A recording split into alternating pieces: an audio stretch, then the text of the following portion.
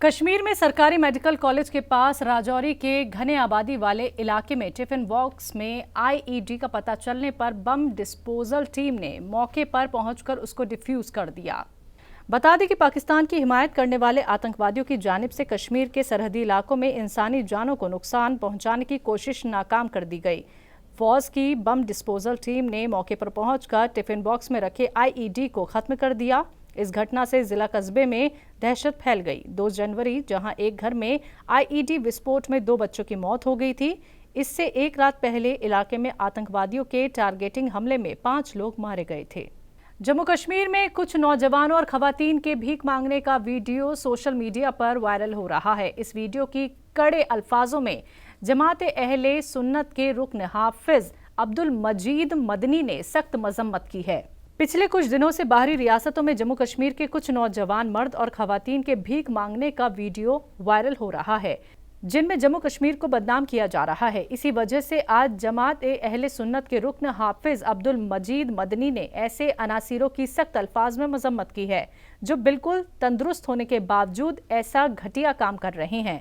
उन्होंने अपील की है कि जम्मू कश्मीर एक जन्नत बेनज़ीर है, यहाँ किसी चीज़ की कोई कमी नहीं है। ऐसे अनासिरों को बजाय भीख मांगने की अपनी मेहनत मजदूरी से हलाल रिस्क की तलाश करनी चाहिए।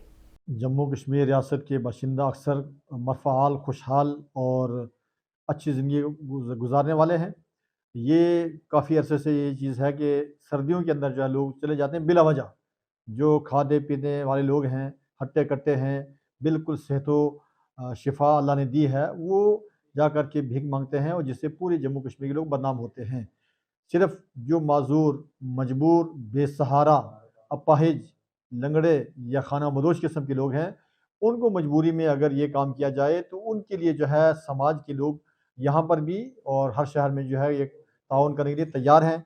मैं गुजारिश करूँगा कि बिला वजह जिनके हाथ सलामत हैं, पाँव सलामत हैं, आँखें सलामत हैं, बिल्कुल सही नौजवान हैं और ख़ासकर बच्चियाँ लेकर के साथ में औरतों को लेकर के सर्दी के मौसम में बिला वजह जा कर के भीख मांगते हैं, मुल्क की किसी जा कर के इनको ऐसी हरकत से बाज आना चाहिए। और जो लोग भी वहाँ पर इनको देख रहेंगे तो उनसे चाहिए कि इनको पैसा ना दें ताकि इनकी आदत ख़राब ना हो और यहाँ के लोगों को, ख़ास करके मुसलमानों को और यहाँ के मुसलमानों के साथ में जो सिलसिला है इस्लाम को बदनाम ना करें, बल्कि इन तमाम हरकतों से बाज रहें।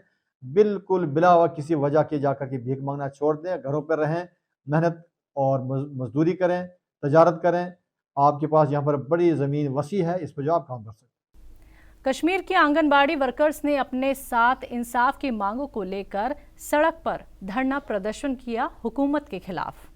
आंगनवाड़ी वर्कर्स ने हुकूमत से इंसाफ की गुहार लगाई है। उनका कहना है कि अगर हुकूमत की जानिब से उनके साथ इंसाफ नहीं किया गया तो वो मुस्तकबिल में इससे भी सख्त एहतजाज करेंगे और सड़कों पर धरना देंगे।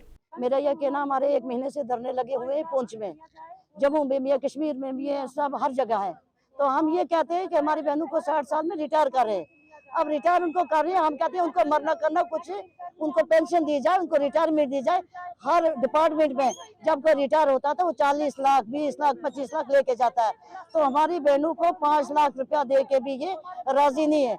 इसलिए हम रोड ब्लॉक करते हैं कि हमारी बहनों को रिटायरमेंट दी जाए, बाकी आंगनबाड़ी की पे बनाई जाए। हमारे CDPO कहते हैं कि इनकी पॉलिसी की हुई है, हमारी वो पॉलिसी 40 साल की जो रिटायर है उनको पॉलिसी दी जाए।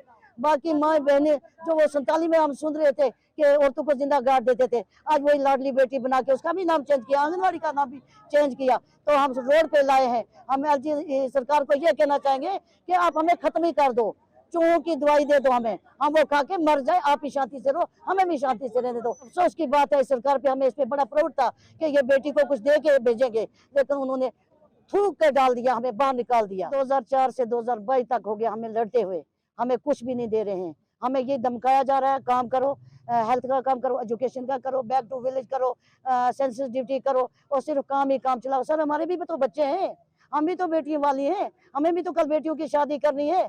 तो मैं सरकार से ये रिक्वेस्ट करती हूँ कि आप ये करो कि हमारी जो रिटायर हो रही है बहनें, इनको 5 लाख रुपया दिया जाए वर्कर को, 3 लाख हेल्पर को, बाकी जो आंगनबाड़ी बचती है इनकी पॉलिसी बनाओ, ग्रेजुएटी दो, पेंशन स्कीम इनको लागू करो। तो सर आपके लिए भी अच्छा रहेगा, तो हमारे लिए भी अच्छा रहेगा। अगर हमें ऐसे ही मजबूर करोगे तो हम अपना कत्लेआम करके रोडों पे अपनी जानों पे खेलने वाले।